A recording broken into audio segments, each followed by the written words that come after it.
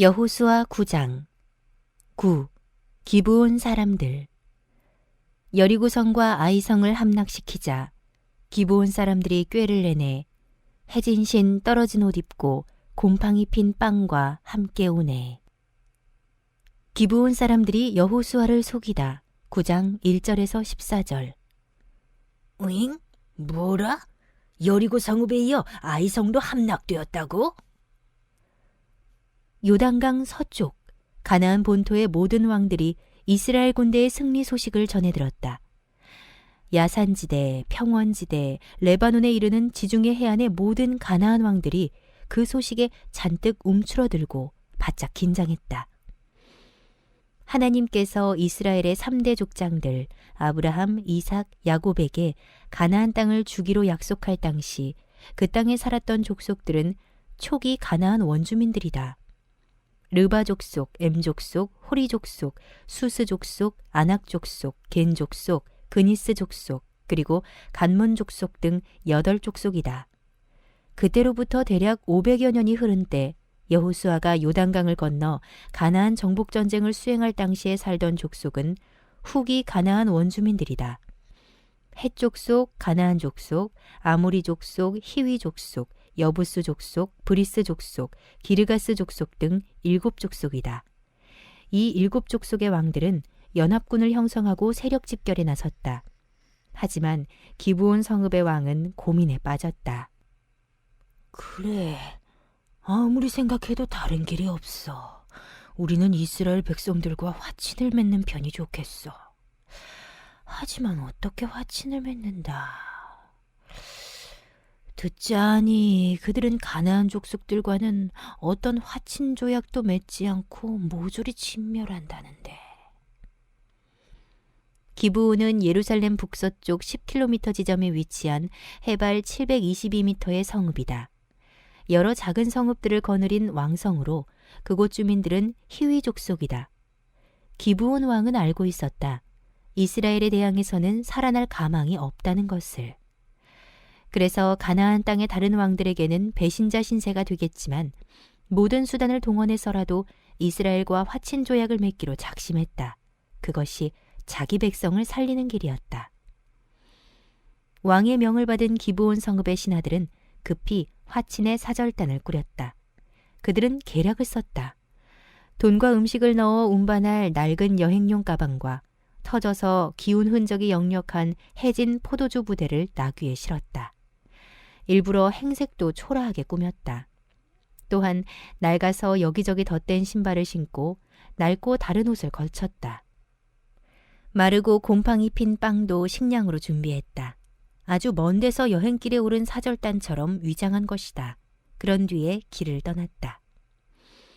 기브온 성읍에서 이스라엘 군대가 주둔 중인 길갈까지는 걸어서 사흘거리. 그런데 길을 떠날 때 입은 옷이 헤어지고 준비한 음식물에 곰팡이가 피어날 정도라면 최소한 한 달 정도 떨어진 먼 데서부터 왔다는 것을 의미한다. 그렇게 기브온 사절단은 아주 먼 나라에서 왔음을 연출하기 위해 그 같은 소도구들을 세심하게 갖췄던 것이다. 잠깐, 그대들은 누구요? 마침내 기브온 사절단이 이스라엘 진영에 이르렀다. 사절단은 자기 왕의 친서를 여호수아에게 전했다. 사절단을 바라보는 여호수아와 장로들의 시선이 곱지 않았다. 보아하니 근처의 가나안 주민들 같은데 어떻게 우리가 당신들과 화친 조약을 맺는단 말이오? 그건 우리 주 하나님의 뜻에 어긋나는 일이오. 그러자 기브온 사절단이 크게 손사래를 치며 말한다. 아니, 천만에요. 우리는 가나안 족속이 아닙니다. 당신들의 자자한 명성을 전해 듣고서 멀리서부터 당신들과 화친 조약을 맺으러 이곳까지 왔습니다. 정말입니다. 믿어주십시오. 그래도 여호수아가 여전히 미심쩍은 듯 캐묻는다. 당신들은 대체 누구요? 어디에서 온 사람들이요? 바른 대로 말하시오. 저희가 어찌 거짓말을 하겠습니까? 우리는 이스라엘의 신 여호와께 대한 자자한 명성을 전해 듣고 먼 곳에서부터 왔습니다. 우리는 여호와께서 이집트에서 행하신 일들에 대해 잘 알고 있습니다.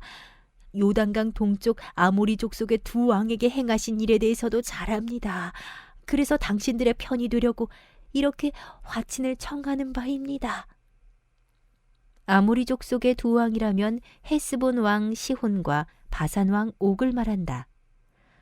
그게 정말이랬다. 틀림없이 그러하느냐? 네네, 정말입니다요. 이 빵을 보십시오. 우리가 길을 떠날 땐 따끈따끈했습니다. 그런데 지금은 마르고 곰팡이가 피어났습니다. 포도주를 담은 가죽 부대도 떠날 때는 새 것이었지만 이젠 낡아 터졌습니다. 옷과 신발도 먼 길을 오는 동안 다 닳아버렸습니다. 이스라엘 장로들은 기브온 사절단의 음식을 취해 이리저리 살펴보았다. 저들의 말이 맞는 것 같은데. 가나안 땅 사람들이 아니고 멀리서 온 게 분명하군. 이때 여호수아와 장로들은 사절단의 진위 여부에 관해 마땅히 대제사장의 흉패 안에 들어있는 우림과 둠밈을 통해 여호와께 문의했어야 했다. 우림과 둠밈은 매끈한 돌로 된 한 쌍의 제비도구인데 대제사장이 국가의 중요한 일에 관해 하나님의 뜻을 물을 때 사용했다. 대제사장은 주머니 속에 들어있는 우림과 둠밈 중 하나를 선택하여 하라 혹은 하지 마라로 하나님의 뜻을 판별했다. 이런 때에 활용하라고 우림과 둠밈이 있었다. 그러나 이때 여호수아와 장로들은 우림과 둠밈을 활용하지 않았다. 앞선 아이성 전투 때에도 하나님의 뜻을 물어보지 않고 공격했다가 실패했는데 이번에도 기브온 사절단의 말만 믿고 그들과 선뜻 화친 조약을 맺고자 하였다. 사방이 온통 적들 뿐인데 이렇게 이스라엘 앞에 스스로 엎드려 화친 조약을 청하는 사절단을 만나게 되니 이게 웬일인가 싶어 반갑고 고마운 마음에 순간 방심했던 것이다. 이스라엘이 기브온 사람들과 화친 조약을 맺다. 9장 15절에서 27절. 듣고 보니 당신들은 먼 데서 온 사절단이 맞는 것 같소. 좋소. 당신들과 화친 조약을 맺도록 하겠소. 아, 네네. 고맙습니다. 고맙습니다. 기브온 사절단은 머리 숙여 연신 감사를 표했다. 여호수아는 여호와의 이름으로 그 사절단과 화친 조약을 맺고는 상호 평화롭게 지내기로 했다. 이스라엘의 장로들도 그 화친 조약을 지키기로 여호와의 이름으로 맹세했다. 하지만 사흘 뒤 황당한 일이 벌어졌다. 무엇이라고? 그 사절단이 먼 데서 온 자들이 아니고 가나안 족속이라고? 그게 정말이냐? 그럴 수가. 큰일이로다. 여호수아와 장로들은 그들이 가까이에 살고 있는 가나안 족속이라는 말을 전해 듣고는 황망하지 않을 수 없었다. 여호수아는 당장 지시했다. 너희는 어서 가서 사실을 정확하게 파악해 보도록 하라. 이스라엘 조사단이 급히 길을 떠났다. 사흘째 되는 날 이스라엘 진영을 방문했던 화친 사절단이 살고 있다는 기브온 성읍에 도착했다. 당시 기브온 성읍은 가나안 원주민인 히위 족속이 살고 있던 성읍으로 주변에 그비라, 브에롯, 기럇여어림 같은 작은 성읍들을 거느리고 있는 큰 성읍이었다. 자초지종 사정을 알아보고 돌아온 이스라엘 조사단의 보고는 소문대로였다. 그렇습니다. 그들은 먼 데 살고 있는 사람들이 아닙니다. 우리 가까운 데 살고 있는 가나안 땅의 히위 족속입니다. 큰일이로다. 이를 어쩌면 좋단 말이냐. 우리가 큰 실수를 저질렀도다. 여호수아와 이스라엘 장로들이 크게 탄식하는 데는 그만한 까닭이 있었다. 하나님은 가나안 원주민들과는 어떤 조약도 맺지 말라고 엄히 명하셨다. 그런데 위장한 기브온 사절단에게 속아 여호와의 이름으로 맹세하면서 화친 조약을 맺은 터라 이제는 그 성읍을 공격할 수 없었다. 만일 화친 조약을 깨뜨리고 공격한다면 여호와의 거룩하신 이름이 이방인들 가운데 멸시를 당하고 여호와의 신실하심이 크게 훼손당하기 때문이다. 이스라엘 사회에서 모든 맹세는 여호와의 이름으로 행해졌고 모든 맹세는 여호와의 거룩한 이름을 훼손시키지 않기 위해 어떤 경우에라도 반드시 지켜야 했다. 이스라엘 백성들은 지도자들을 원망하였다. 어쩌자고 자세히 알아보지도 않고 섣불리 화친 조약을 덜컥 맺었단 말이오. 그래, 이제는 어쩔 셈이오. 이 사태를 어떻게 하실 셈이냐고요? 그러자 지도자들이 모두 나서서 양해를 구한다. 우리가 경솔했소. 우리 실수를 용서해 주시구려. 하지만 우리가 여호와의 이름으로 이미 맹세했으므로 그들을 공격해서는 안 됩니다. 그들에게 한 맹세를 깨뜨리게 되면 도리어 여호와의 진노가 닥칠 터이니 부득이 그들을 살려줄 도리밖에 없습니다. 참으로 미안하게 됐소이다. 여호와의 이름으로 맹세했으니 저들을 공격해서는 안 된다는 사실은 우리도 잘 알고 있소. 그러니 어쩔 셈이냔 말이오. 그들이 가나안 원주민이란 사실을 뻔히 알면서도 그대로 살려두자는 말이오. 그래서 깊이 고민해 보았는데 좋은 방안이 하나 있소이다. 그들을 살려는 주되 거짓말로 우리를 속였으므로 그 대가로 우리의 종으로 삼아 부려먹도록 합시다. 우리를 위해 장작을 패게 하고 물을 깃게 합시다.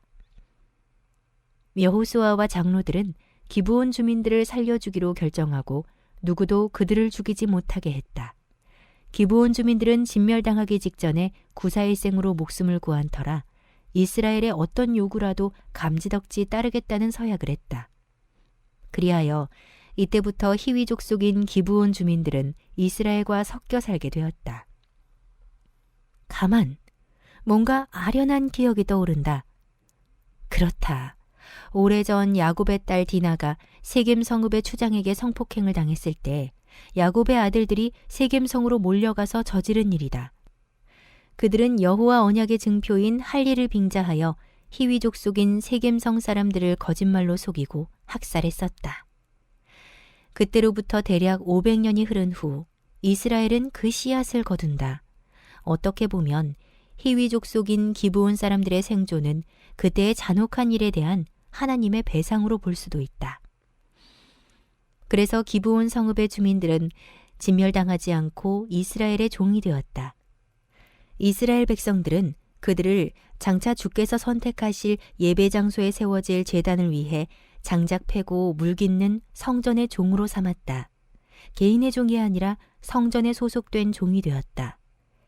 레위인들의 임무 중에서 가장 힘든 일은 제사용 장작을 패고 물을 길어오는 일이다. 계속해서 짐승을 죽이고 재물을 번제로 불태우며 짐승의 핏자국을 씻어내려면 많은 물이 필요했다. 이런 힘든 일이 기브온 주민들에게 떠넘겨진 것이다.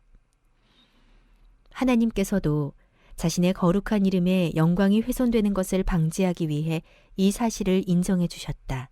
그래서 후일 이스라엘의 사울 왕이 이때의 화친 조약을 깨뜨리고 기브온 사람들을 학살하자 하나님은 그 일에 대해 크게 진노하셨다.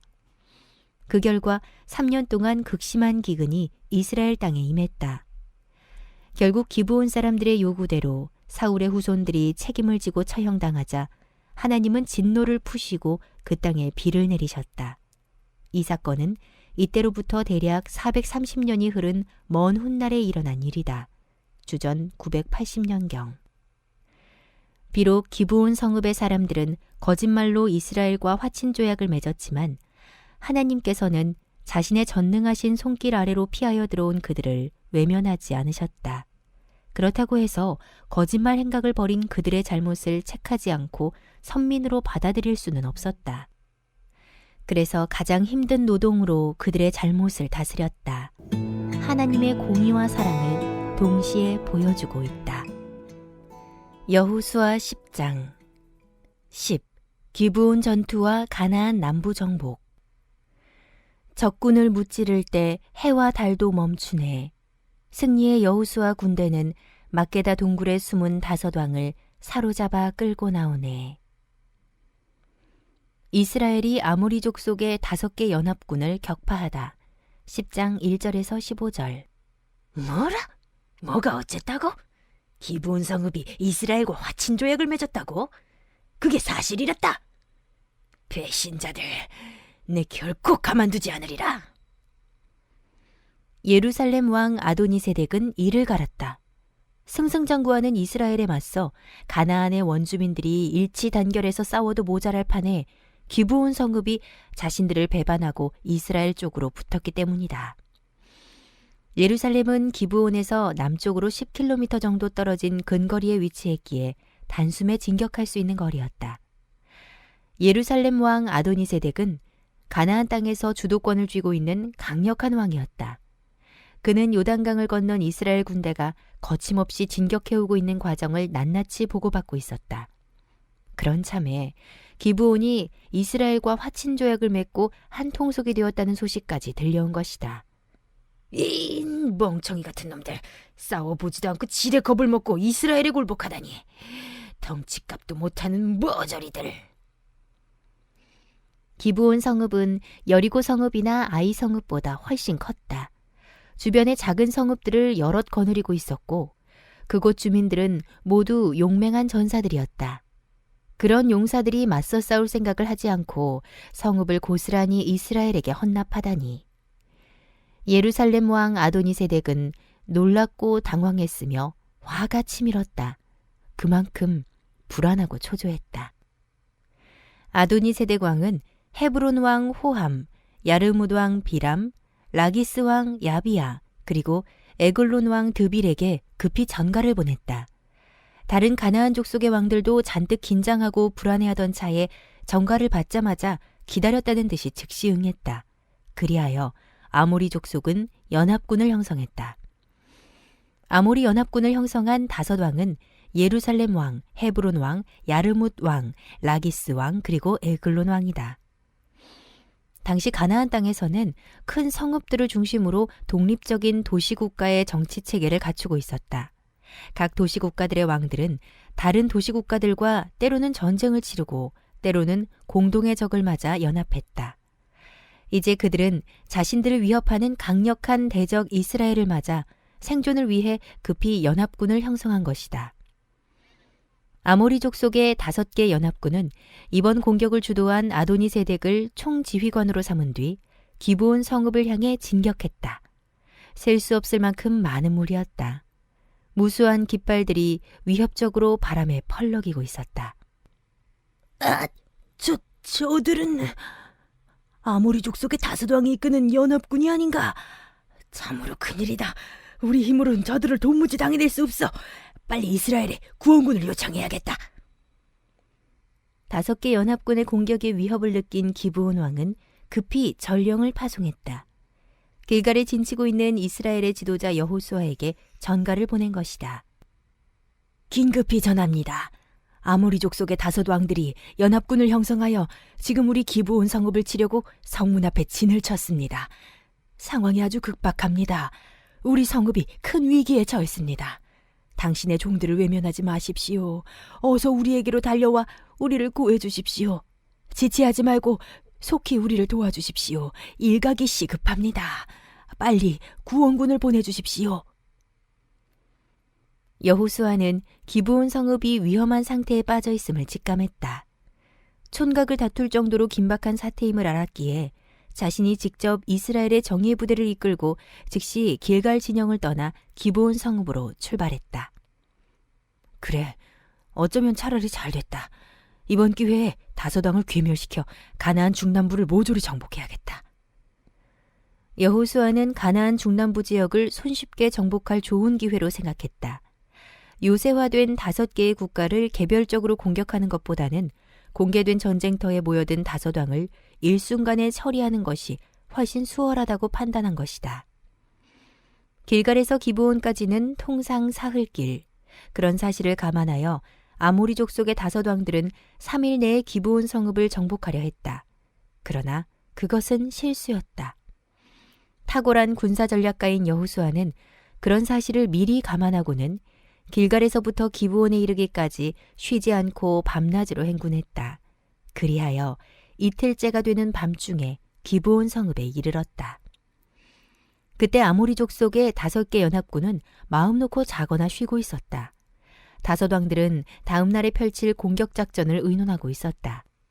이스라엘 군대가 오기 전에 기브온 성읍을 충분히 함락시킬 수 있다고 생각했기에 급할 것이 없었다. 그런 방심한 상태에 있을 때 이스라엘 군대가 기습 공격을 감행했다. 전혀 예상치 못한 공격이었다. 5개 연합군은 우왕좌왕 허겁지겁 어리둥절 속절없이 무너져 내렸다. 이때 만군의 여호와께서는 이스라엘 군대의 총지휘관이 되셔서 앞서 나가시며 아모리 족속의 5왕들과 그들의 군사들을 큰 혼란에 빠뜨리셨다. 그들의 마음을 어지럽히시고 간담을 높게 하셨으며 무기를 잡은 손을 덜덜 떨게 만드셨다. 그 결과 5개 연합군은 세찬물에 강둑 무너지듯 걷잡을 수 없이 와르르 무너져 내렸다. 이스라엘 군사들은 기브온에서부터 베토론으로 올라가는 비탈길을 따라 적들을 추격했다.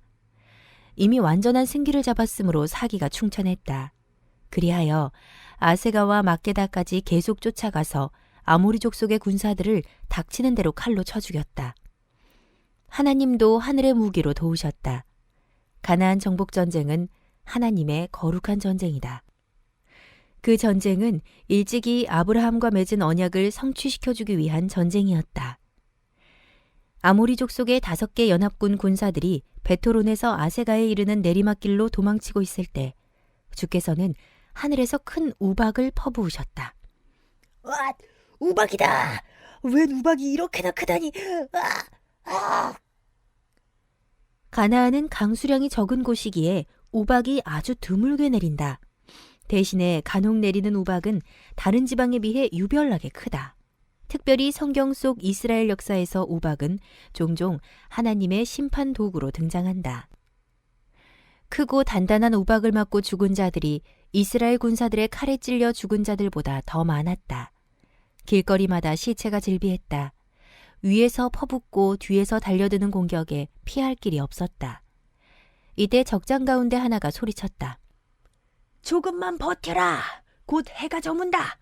그러면 이스라엘 군대의 추격에서 벗어날 수 있다. 다들 용기를 내라. 아닌 게 아니라 해가 중천에서 기울기 시작했다. 어두워지면 이스라엘군은 더 이상 추격을 계속할 수가 없다. 그러면 살아남은 자들은 성읍 안으로 들어가 성문을 굳게 걸어 잠근 채 저항할 것이다. 5성읍의 연합군이라 죽은 자들도 많았지만 살아남은 자들도 여전히 많았다. 성읍 안으로 들어간 적들은 그렇게 시간을 벌면서 전열을 가다듬은 뒤에 다시 싸우기 위해 나올 것이다. 지도자님, 해가 기울어가고 있습니다. 이제 공격을 멈출까요? 계속 추격하다가는 도리어 어둠 가운데 반격구당할까 염려됩니다. 아니다. 추격을 멈추지 마라. 내가 이 일로 주님께 기도하겠다. 주님의 크신 손길을 의지해야겠다. 여호수아는 이스라엘의 모든 군사들이 지켜보는 가운데 하늘을 향해 두 손을 쭉 뻗친 채 주님께 간구하였다. 인류 역사상 전무후무한 위대한 기도다. 주여, 저 하늘의 태양과 달이 멈추게 하소서. 태양아, 너는 기브온 위에 그대로 멈추어라. 달아, 너도 아얄론 골짜기 위에 그대로 멈추어라. 힘찬 명령문으로 된 기도다. 그렇다고 여호수아가 해와 달에게 직접 명한 것은 아니다. 이방인들은 해와 달과 별을 신으로 섬기고 그것들에게 빌지만 여호수아는 1월 성신을 창조하신 하나님께 간구한 것이다. 그러자 놀라운 일이 벌어졌다. 여호수아의 기도가 끝나자마자 태양이 흠칫 놀란 듯 그 자리에 멈추었고 달도 역시 그 자리에 뚝 멈추었다. 더 이상 태양이 서쪽으로 기울어지지 않은 것이다. 태양은 하늘에 멈춘 채 거의 온종일 지지 않고 그 상태로 계속 있었다. 날이 저물지 않자 이스라엘 군사들은 계속해서 도망가는 적들을 추격했다. 그날의 이스라엘 군대는 아모리 족속의 연합군을 완전히 괴멸시켰다. 이런 사실은 후일 야살의 책에 그대로 기록되었다. 야살의 책은 국가적인 전쟁 영웅들의 업적이나 그들을 기리는 노래, 역사적인 특기사항들을 모아놓은 고대 이스라엘의 시가집으로 주전 8세기경에 최종 편집된 것이다. 태양과 달이 중천에 그대로 머문 놀라운 사실. 주께서 사람의 말을 그렇게 들어주신 일은 이전에도 없었고 이후에도 없었다. 그야말로 전무후무한 사건이다. 이때 주께서는 분명 전능하신 능력으로 이스라엘을 위해 싸우셨다. 그렇다면 실제로 하늘의 태양이 오랫동안 중천에 그대로 멈추었을까? 이 물음에 대한 대답은 하나님께서 어떤 분이신지를 생각해 보면 저절로 해결된다. 사실 하나님은 아무것도 없는 데서 오직 말씀으로 태양과 달을 만드신 분이 아닌가. 그럴진데 그런 태양과 달을 잠시 하늘에 멈추어 서게 하는 일쯤이야 아주 간단하지 않겠는가. 사람에겐 불가능이지만 창조주 하나님에게는 조금도 어려운 일이 아니다. 의심치 말라. 와, 우리의 승리다. 우리가 아모리족 속의 5개 연합군을 쳐부수었다. 이스라엘 진영에 힘찬 승리의 함성이 울려 퍼졌다. 기브온 전투에서 놀라운 이적과 함께 일방적인 대승을 거둔 여호수아와 이스라엘 군사들. 그들은 보무도 당당하게 개선가를 부르며 길갈 진영으로 돌아왔다. 아모리 족속의 5왕을 처형하다. 10장 16에서 27절. 왕들은 어찌 되었을까? 아모리 족속의 5개 연합군을 이끈 5왕들은 도망치는 군사들 틈에 섞여 막게다에 있는 동굴로 숨어들었다. 그들은 동굴에 피신한 채 탈출할 기회를 엿보고 있었지만 이내 발각되었다. 5왕은 밧줄에 묶인 채 끌려 나왔다. 무수한 깃발을 나부끼며 수많은 연합군을 거느리고 기브온 성읍으로 진격해올 때에 교만하고 당당하던 모습은 온데간데 없었다. 이스라엘의 지휘관들은 5왕들의 목을 밟았다. 패한 왕들의 목을 발로 밟는 행위는 심히 야만적인 처사로 보이지만 적국 패장의 목을 밟는 행위는 그 당시 중근동의 일반적인 전쟁 풍속이었다. 완전한 정복과 승리를 공식적으로 확인하는 상징으로서 그런 행동을 한 것이다. 여호수아의 가나안 정복 전쟁은 하나님의 명령에 따라 죄악의 땅을 정화시키는 거룩한 전쟁이다. 곧 성전이다. 하나님은 우상 숭배에 깊이 물든 가나안 족속들을 정화시키는 방법으로서 개종이 아니라 멸절시키는 방법을 택하셨다. 적장의 목을 밟는 행위는 그런 하나님의 의지를 공개적으로 천명하는 행위였다. 5왕들의 시체는 해질 무렵까지 나무에 매달려 있었다. 시체를 나무에 매다는 행위는 수치를 더함과 동시에 대항하는 적들에게 두려운 경고를 주기 위함이다. 해질 무렵 여호수아가 다시금 명령한다. 왕들의 시체를 나무에서 끌어내려 그들이 숨었던 막게다 동굴에 던지도록 하라. 이 명령은 율법에 따른 것이다. 모세의 정결 율법에 따르면 죄의 결과인 시체는 부정한 것이므로 하루해를 넘겨서는 안 되었다. 시체가 썩어 땅을 오염시키는 일을 방지하기 위해 하루해가 지기 전에 시체를 공중에서 끌어내려 땅에 매장해야 했다. 나무에서 끌어내려진 5왕들은 동굴 안에 던져졌다. 동굴 입구는 큰 돌로 막아버렸다. 이스라엘이 가나안 땅의 남부를 정복하다. 10장 28절에서 43절. 아모리 족속의 5왕을 처형한 날, 여호수아의 군대는 막게다 성읍을 점령했고 그곳의 주민들을 진멸시켰다. 생존자는 한 사람도 남겨두지 않았다. 남녀노소 심지어 가축들까지 몰살하는 광경은 너무도 잔인하게 보이는 게 사실이다. 하지만 하나님은 자신의 거룩한 신정국가가 들어설 가나안 땅을 한 점 티 없이 깨끗하게 청소하기를 원하셨다. 당시 가나안 땅은 극도로 타락했다. 특히 바알과 아세라를 섬기는 가증한 우상숭배의 죄악이 깊이 뿌리박혀 있었다. 그런 우상숭배의 죄악과 문화는 언제든지 이스라엘 공동체를 오염시키고 파괴시킬 위험성이 농후했다.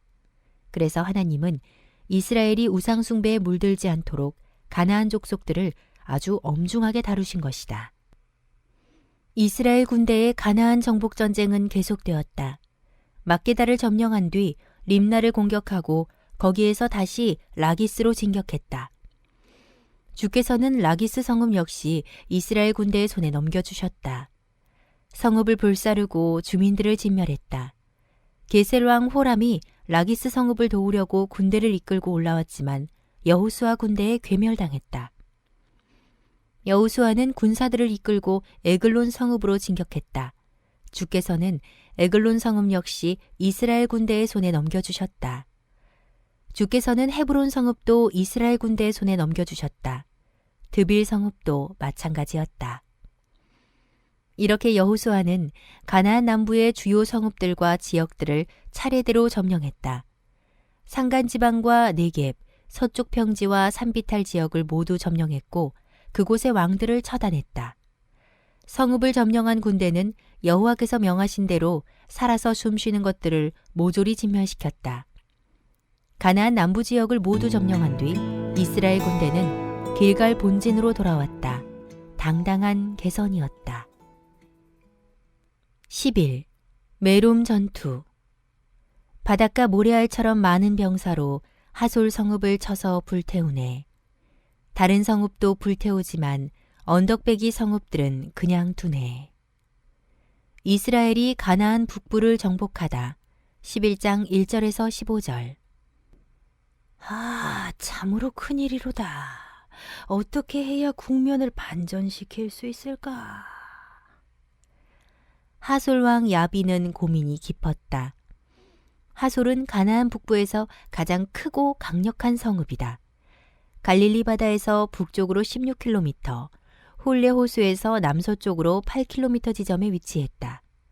여리고 성읍이 8에이커, 32제곱킬로미터, 무깃도 성읍이 14에이커, 56평방 제곱킬로미터 규모였는데에 비해 하솔은 무려 200에이커, 800제곱킬로미터나 되었다. 가나안 북부에서는 가장 큰 성읍으로 예루살렘에 비해 10배는 더 컸으며 당시 성읍 인구만도 4만 명이 훌쩍 넘었다. 그래, 모든 세력을 끌어모아 일거의 이스라엘 군대를 쳐부수자.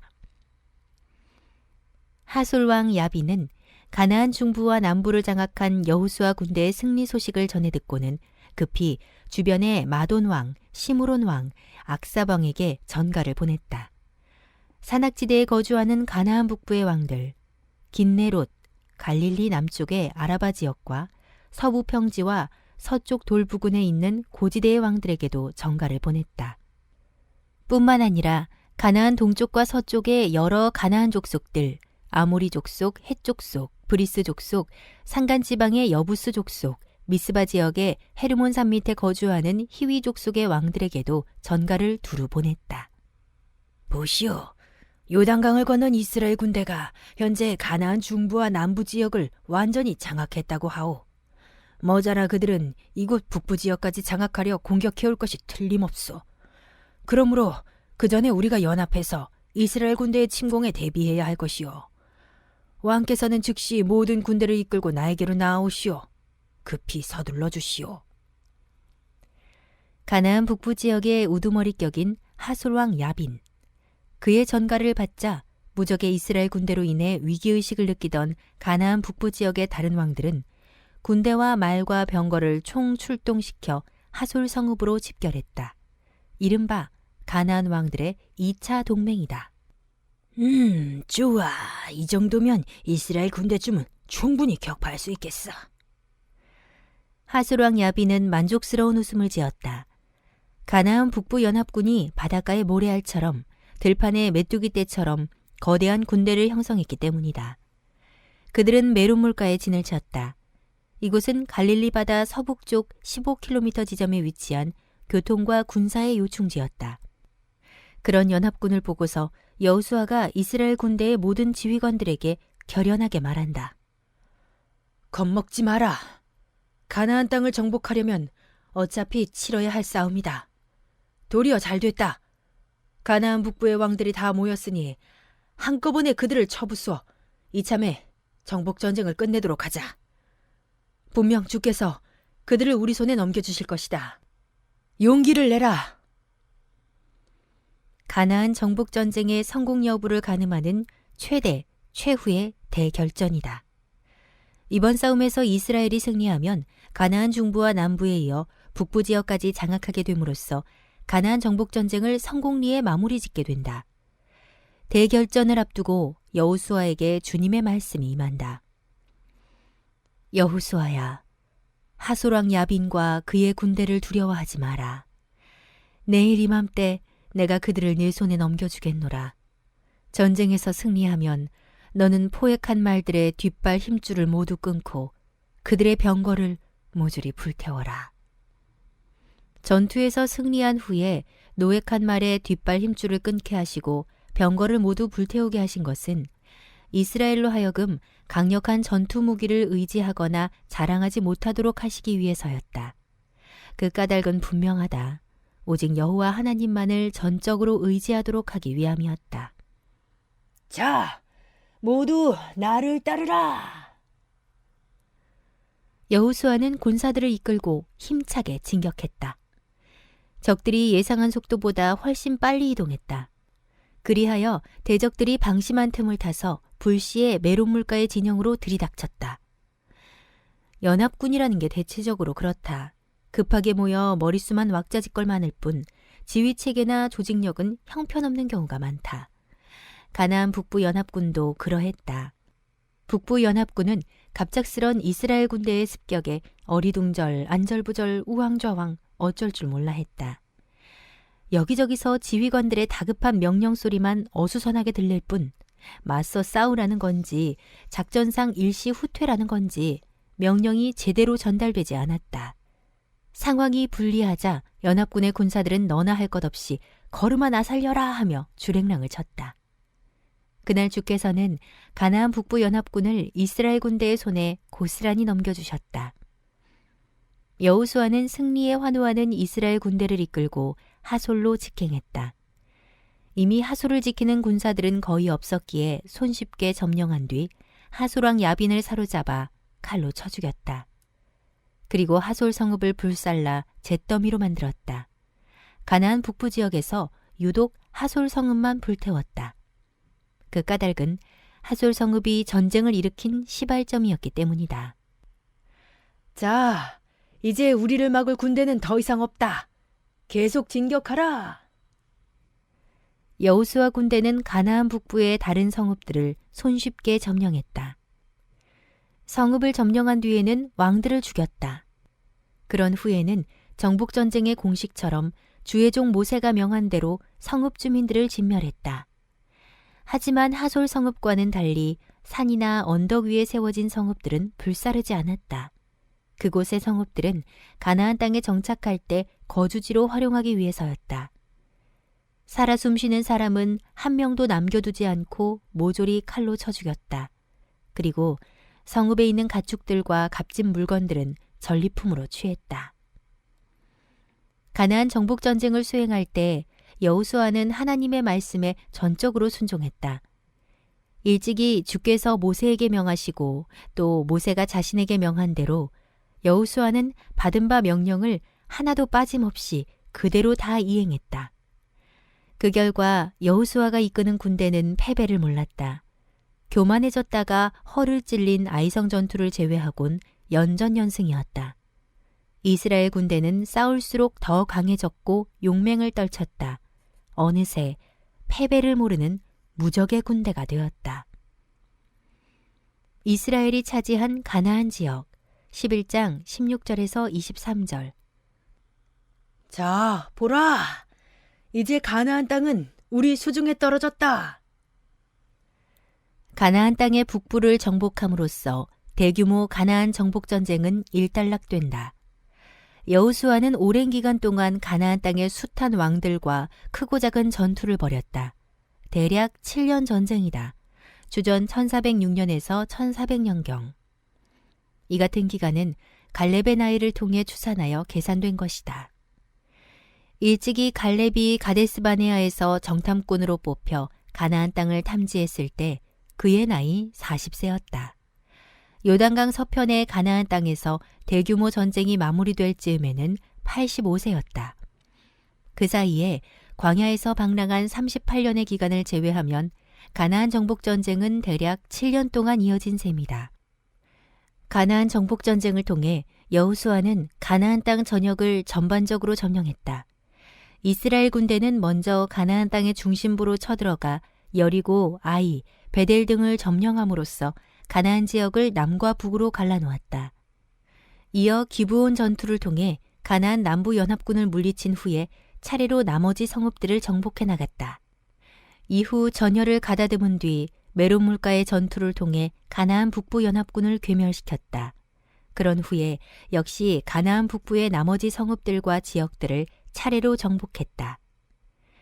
이 같은 여호수아의 군사 전략은 적절했고 탁월했다.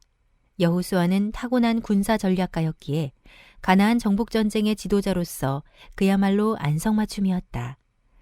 가나안 정복 전쟁을 위해 하나님께서 미리 준비해 놓으시고 오래 연단시키신 비장의 장수였다. 이스라엘 군대는 가나안 땅의 산간지방, 네겝 남부 사막지대, 고센 지역, 서부 평지, 아라바, 요단강의 저지대 등 가나안 중부와 남부의 산간지방과 평지를 다 점령했다. 남쪽으로는 세일 지방을 향해 솟아있는 한락산에서부터 저 멀리 북쪽으로는 헤르몬 산 아래의 레바논 골짜기에 있는 바알갓에 이르는 지역까지를 모두 점령했다. 여호수아는 점령한 지역의 모든 왕들을 사로잡아 칼로 쳐 죽였다. 이어 그곳 성읍의 주민들도 진멸했다. 가나안 땅의 모든 성읍들이 괴멸되는 가운데서도 기브온 성읍은 무사했다. 기브온 성읍에 사는 히위 족속은 비록 속임수를 사용했지만 이스라엘과 화친 조약을 맺었기 때문이다. 보라, 하나님의 도우심으로 이처럼 크고 견고한 가나안 땅의 모든 성읍들을 정복할 수 있었다. 또 거인 족속도 거뜬히 쳐부술 수 있었다. 주께서 그들을 우리 손에 넘겨주셨기 때문이다. 그랬다. 여호수아 군대는 가파른 산악지대에서 크고 견고한 성읍 안에 살고 있던 거인 족속, 곧 아낙 사람들까지 정복했다. 헤브론과 드빌과 아납 성읍에 살던 아낙 사람들, 남부의 유다 산지와 북부의 이스라엘 산지에 살고 있던 아낙 사람들까지 모두 쳐부수었다. 오래전 출애굽 세대의 이스라엘 백성들이 그토록 두려워하던 아낙 족속이다. 하지만 이제는 아낙 족속을 찾아볼 수가 없게 되었다. 다만 지중해 해변 쪽인 가사, 가드, 아스돗에만 소수가 남아있을 뿐이었다. 이스라엘 백성들이 요단강을 건너 가나안 정복 전쟁을 치른 지 7년째 되던 해, 곧 출애굽 47년째 되던 해, 주전 1400년경, 마침내 그 땅을 정복했다. 일찍이 주께서 이스라엘의 조상들에게 주시겠다고 약속하신 땅, 젖과 꿀이 흐르는 약속의 땅 가나안의 전역을 대부분 점령했다. 그리하여 가나안 땅에서는 비로소 전쟁이 그쳤다. 그렇다고 해서 가나안 땅에서 모든 전쟁이 완전히 멈추었다는 것은 아니다. 전체적인 국면에서 이스라엘이 가나안 땅의 주도권을 확보했으므로 국가 단위의 대규모 정복 전쟁이 일단락되었다는 의미일 뿐이다. 실제로는 아직도 가나안 땅 구석구석에는 정복하지 못한 가나안 족속들이 나름대로 버티며 거주하고 있었다. 그렇기 때문에 이후 가나안 땅을 분배받을 이스라엘 각 지파들은 자기 기업의 땅 안에 거주하는 가나안 족속을 쫓아내거나 진멸하는 국지적인 싸움을 계속 치러야만 했다. 여호수아 12장 12. 이스라엘이 정복한 31명의 왕. 요단강 서편 지역에서 치른 7년 정복전쟁에서 여호수아 군대는 가나안 땅의 중부와 남부에서 16왕을, 가나안 땅 북부에서 15왕을 정복했네. 모세가 정복한 요단강 동편 지역과 왕들. 12장 1절에서 6절. 보라, 우리가 이겼다. 주님의 도우심으로 우리가 가나안 땅을 차지했다. 마침내 7년에 걸친 가나안 정복 전쟁이 이스라엘 군대의 승리로 마무리되었다. 일찍이 모세는 요단강을 건너기 전에 해가 떠오르는 요단강 동쪽, 곧 아르논 골짜기에서부터 헤르몬 산에 이르기까지 아라바, 요단강 저지대의 동부 지역 전체를 포함한 땅을 차지한 뒤 그 지역의 왕들을 진멸시켰다. 요단강 동편에서 모세가 정복한 지역과 진멸한 왕들은 아모리 족속의 두 왕인 시혼과 옥이다. 아모리 족속의 한 부족을 이끌던 시혼은 요단강 동편에서 남쪽 왕국을 통치하던 왕이고 왕국의 수도는 헤스본이다. 그가 다스렸던 지역은 아르논 골짜기와 인접한 아로엘에서부터 그 골짜기 중간과 암몬 자손과의 경계인 야복강까지다. 여기에는 길르앗 지역의 절반이 포함된다. 시혼 왕은 또 긴네롯, 갈릴리 바다에서부터 아라바의 바다, 곧 사해, 염해에 이르기까지, 또 벤여시못에서 남쪽으로 비스가산 기슭에 이르는 동부 아라바 지역도 다스렸다. 바산 왕 옥은 요단강 동편에서 아모리 족속의 북쪽 왕국을 통치하던 왕이다. 왕국의 수도는 에드레이. 옥은 거인 족속인 르바 족속의 마지막 생존자였다. 그가 다스린 지역은 헤르몬 산과 살르가와 바산 땅 전체, 그술 족속과 마아가 족속과의 경계 지역에 이르기까지, 또 길르앗 지역의 절반과 헤스본 왕 시혼의 땅과 인접한 지역까지다. 이처럼 아모리 족속의 두 왕 시혼, 옥은 요단강 동편에서 남쪽 지역과 북쪽 지역을 나누어 다스리던 강력한 왕들이었다. 하지만 주의 종 모세는 두 왕과 싸워 그들을 죽이고 그 땅을 차지한 뒤에 르우벤 지파, 갓 지파, 므낫세 반 지파에게 분배해 주었다. 이때 모세는 요단강 서편에서 치를 가나안 정복 전쟁에서 두 지파가 선봉에 서서 싸워야 한다는 조건 하에 이미 정복한 요단강 동편 지역의 땅을 두 지파에게 미리 분배하였다. 이때 모세는 므낫세 지파의 절반, 곧 므낫세 반 지파에게도 그 땅의 일정 지역을 분배해 주었는데 그 까닭은 그 땅을 정복하는 싸움에서 그들의 공이 컸기 때문이다. 여호수아가 정복한 요단강 서편 지역과 왕들 12장 7절에서 24절. 주의 종 모세는 하나님의 뜻에 따라 요단강을 건너지 못하고 요단강 동편의 모압 땅에서 임종을 맞았다. 그때 그의 나이 120세, 주전 1407년경. 그리하여 모세의 후계자인 여호수아가 이스라엘 백성들을 이끌고 요단강을 건너 서편 지역에서 가나안 정복 전쟁을 치렀다. 가나안 정복 전쟁은 대략 7년에 걸쳐 이루어졌다. 그 전쟁은 하나님의 적극적인 도우심으로 이스라엘의 일방적인 승리로 마무리되었다. 요단강을 건넌 여호수아 군대는 먼저 가나안 중부로 치고 들어가 그곳을 점령한 뒤 이어 가나안 남부와 북부를 차례로 정복함으로써 가나안 전역을 장악할 수 있었다. 그리하여 이스라엘은 요단강 서쪽 지역의 대부분을 차지하였다. 이스라엘 백성들이 차지한 요단강 서편 지역은 이러했다. 북으로는 레바논 골짜기의 바알갓에서부터 남으로는 세일 쪽으로 올라가는 곳에 있는 한락산에 이르는 지역이다. 그 땅은 산악지대, 서부의 야산지대, 아라바, 요단강 저지대, 경사지, 네겝, 남방의 광야지대 등으로 이루어졌다. 요단강 서편 지역에는 헷 족속, 가나안 족속, 아모리 족속, 히위 족속, 여부스 족속, 브리스 족속, 그리고 기르가스 족속 등 7 원주민 족속들이 살고 있었다. 여호수아 군대는 이들 7 원주민 족속들을 쳐 죽이거나 몰아내어 그 땅을 차지하였다. 요단강 서편 지역에서 그곳의 도시국가를 다스렸던 가나안 땅의 왕들은 모두 31명이었다.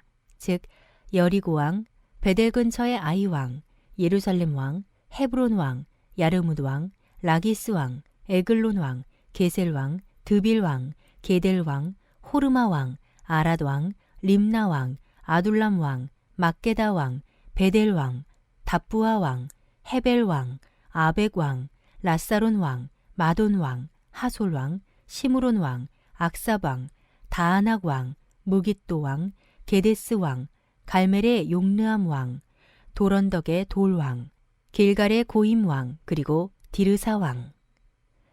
여호수아 군대는 요단강 서편 지역에서 치른 7년 정복 전쟁에서 이들 31명의 왕들을 모두 정복했다. 가나안 땅의 중부와 남부에서 16왕을, 가나안 땅의 북부에서 15왕을 정복했다.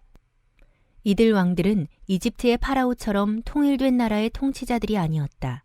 각각의 성읍을 중심으로 지역적인 도시국가를 이끄는 소왕들, 즉 성읍 군주들이었다.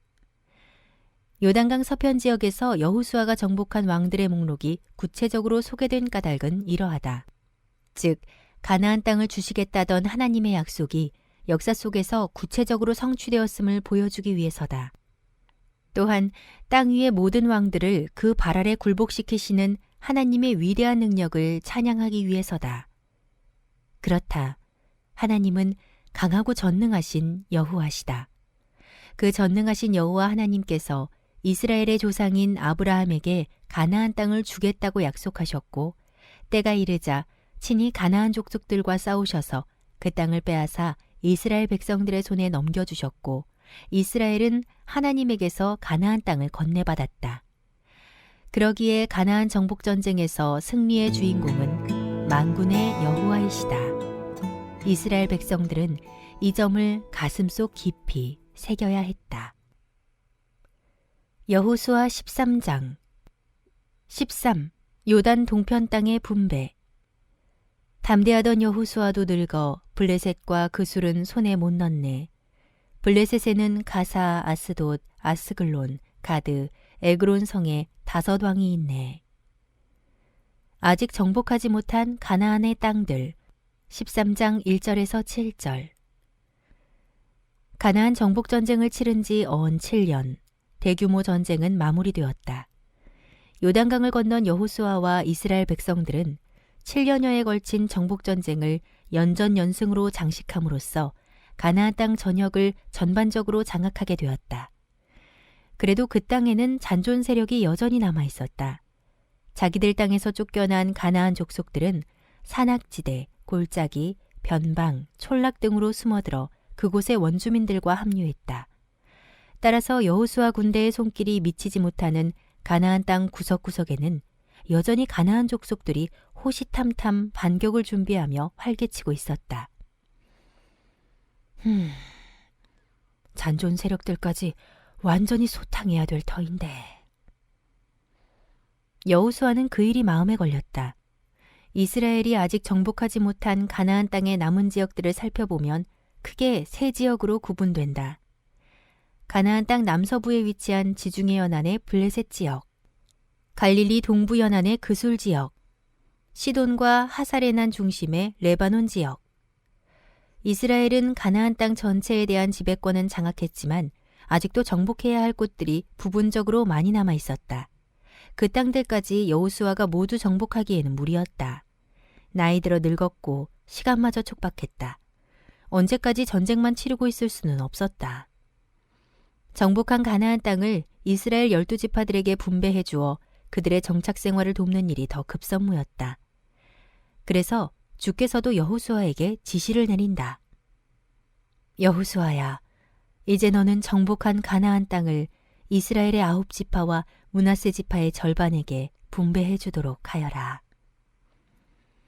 여호수아에게 마지막 사명이 주어진다. 이미 정복한 땅을 이스라엘 각 지파들에게 분배해 주는 일이다. 이스라엘 12지파 중 요단강 서편에서 땅을 분배해 줄 대상은 9지파 반이다. 2지파 반은 이미 요단강 동쪽 지역에서 모세에 의해 기업의 땅을 분배받았기 때문이다. 모세의 후계자로서 여호수아에게 주어진 구속사적 사명과 책임은 가나안 땅의 정복과 분배였다. 그런데 일단 가나안 땅의 정복은 이루어졌다. 이제 남은 사명은 그 땅의 분배다. 40년 광야 생활과 7년 정복 전쟁을 거치는 동안 이제 여호수아의 나이가 100세를 넘었다. 뒤를 이을 후계자도 없었다. 이런 상황에서 여호수아는 주님의 명령에 따라 서둘러 가나안 땅을 분배하기 시작한다. 아직 정복하지 못한 땅은 그 땅을 분배받은 각 지파가 자기들 기업 안에 있는 남은 대적들을 내쫓고 기업의 땅을 확장해 나가기를 바랐다. 무엇보다도 가나안 땅을 주시겠다는 하나님의 약속이 확실했기 때문에 여호수아는 완전한 정복 이전이라도 기꺼이 그 땅을 분배해 줄 수 있었다. 앞서 2지파 반에게 분배된 요단강 동편의 땅, 13장 8에서 14절. 이스라엘은 12지파로 이루어진 지파 공동체다. 2지파 반, 곧 르우벤 지파, 갓 지파, 므낫세 반 지파는 다른 지파들에 앞서 요단강 동편 지역에서 모세에게 기업의 땅을 분배받았다. 모세가 요단강 동편에서 2지파 반에게 분배해준 기업의 땅은 이러하다.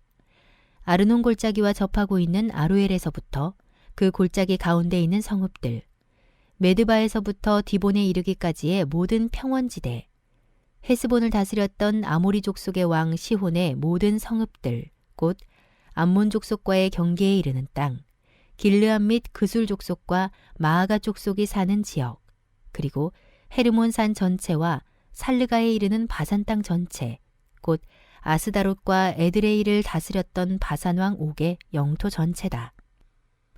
그때 이스라엘 백성들이 그술 족속과 마아가 족속을 쫓아내지 않았기에 그들은 이스라엘과 섞여 살았다. 모세는 하나님의 명령에 따라 레위 지파에게는 기업의 땅을 나눠주지 않았다. 레위 지파는 특별히 하나님께 구별된 지파로서 오직 성전 봉사의 일에만 전념해야 했기 때문이다. 대신에 레위 지파는 이스라엘 백성들이 하나님께 바치는 11조와 각종 헌물로 생계를 유지했다.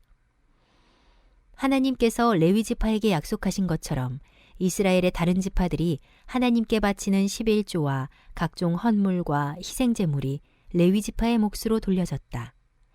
레위 지파는 비록 기업의 땅은 분배받지 않았지만 자신들에게 주어지는 그러한 몫을 자신들의 기업으로 물려받은 셈이 되었다. 요단강 동편에서 르우벤 지파가 분배받은 땅 13장 15절에서 23절. 모세는 생전에 요단강 동편에서 두 지파 반에게 기업의 땅을 분배하였다. 땅을 분배하면서 신신당부했다. 르우벤 지파의 족장들은 잘 들으시오. 요단 동편 지역도 하나님께서 우리에게 주신 땅이오. 그러니 비록 요단강 동쪽에서 살아간다고 해도 부디 이 땅에서 하나님의 말씀대로 살아가는 올바른 믿음 생활로 번영하도록 하시오. 르우벤 지파는 사해 동편 지역을 기업의 땅으로 분배받았다. 요단강가를 그 서편 경계로 하여 남쪽으로는 아르논 골짜기, 북쪽으로는 시혼 왕국의 수도였던 헤스본과 그 주변 촌락을 경계로 하는 지역이다. 일전에 모세는 이런 지역들에 살면서 아모리 족속의 시혼 왕과 동맹을 맺고 있던 자들, 곧 미디안의 족장들인 에위, 레겜, 술, 훌, 레바를 진멸시켰다. 당시 이스라엘 군사들이 미디안 족속과 전투를 벌여 그들을 괴멸시킬 때 그들 중에 섞여 있던 발람도 칼로 쳐 죽였다.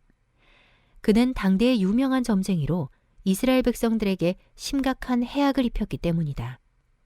재물을 탐하여 모압 족속과 미디안 족속을 위해 악한 꾀를 내어 이스라엘을 음란한 우상 숭배의 제전에 끌어들인 사악한 인물이었다. 요단강 동편에서 갓지파가 분배받은 땅 13장 24절에서 28절. 모세는 요단강 동편에서 르우벤 지파에 이어 갓지파에게도 기업의 땅을 분배해 주었다. 그래서 르우벤 지파와 마찬가지로 갓지파 역시 요단강 동편의 땅에 정착했다. 모세는 축복과 함께 땅을 분배해 주었다. 갓지파의 족장은 잘 들으시오. 야곱 조상의 축복에서도 나타나듯 그대의 지파는 참으로 용맹스럽소. 그러니 분배받은 땅을 잘 지키고 확장시켜 더욱 번창해 나가도록 하시오. 갓지파는 길르앗 남부 지역인 요단의 계곡지대를 기업의 땅으로 분배받았다. 요단강을 서편 경계로 하여 동으로는 라빠 앞에 아로엘까지, 북으로는 야복강 위에 긴네렛, 갈릴리 바다까지, 남으로는 르우벤 지파의 북쪽 경계에 접하는 지역이다. 이후 갓지파는 요단강 동편 지역에 살면서 여러 차례의 동방 족속으로부터 침략을 받았다. 하지만 그들은 그때마다 침략자들을 성공적으로 격퇴시킴으로써 자기 지파에게 분배된 땅을 잘 지켜냈다. 일찍이 갓지파를 향해 바란 야곱의 유언 축복을 기억하라. 갓은 이방 군대의 추격을 받겠지만 도리어 그들을 추격하리라. 요단강 동편에서 므낫세 반지파가 분배받은 땅 13장 29절에서 33절. 7년 전 생전에 모세가 요단강 동편에서 르우벤 지파와 갓지파에게 기업의 땅을 분배할 때 므낫세 지파의 절반에게도 기업의 땅을 분배해 주었다. 그곳의 땅을 정복하는 일에 므낫세 지파가 괄목할 만한 공로를 세웠기 때문이다. 땅을 분배하면서 모세가 므낫세 반지파를 축복했다. 그대 지파는 위대한 총리 요셉의 장남 후손들이요. 그러니 자부심을 갖고 이곳 요단강 동편 지역에서 굳세게 살아가고 날로 번성하도록 하시오. 비록 그대 지파의 인구가 많아 요단강 양편으로 나누어져 살아가겠지만 어느 쪽에 있든지 하나님께 대한 믿음이 변질되어선 안 될 것이요. 므낫세 지파의 절반은 요단강 동편의 땅 중에서 야복강 북쪽에 위치한 북부 길르앗, 곧 바산 지역을 기업의 땅으로 분배받았다. 마하나임에서부터 바산의 전 지역, 곧 바산 왕 옥의 왕국 전체와 바산 지역에 있는 야일의 주거지인 60개의 성읍들, 길르앗 지역의 절반, 바산 왕 옥의 왕국에 속하는 중요한 두 성읍인 아스다롯과 에드레이다. 이상의 성읍들이 므낫세의 아들인 마길의 자손들이 각 가문에 따라 분배받은 땅이었다. 요단강 동편 땅을 분배할 때도 모세는 레위 지파에게는 기업의 땅을 분배해주지 않았다. 레위 지파는 하나님의 성소를 돌보는 일, 곧 종교적인 직무에만 전념하는 대신에 다른 지파들이 하나님께 바치는 11조와 각양 헌물을 하나님께로부터 분깃으로 돌려받아 생계를 유지해야 하는 지파였기 때문이다. 이처럼 레위 지파의 생계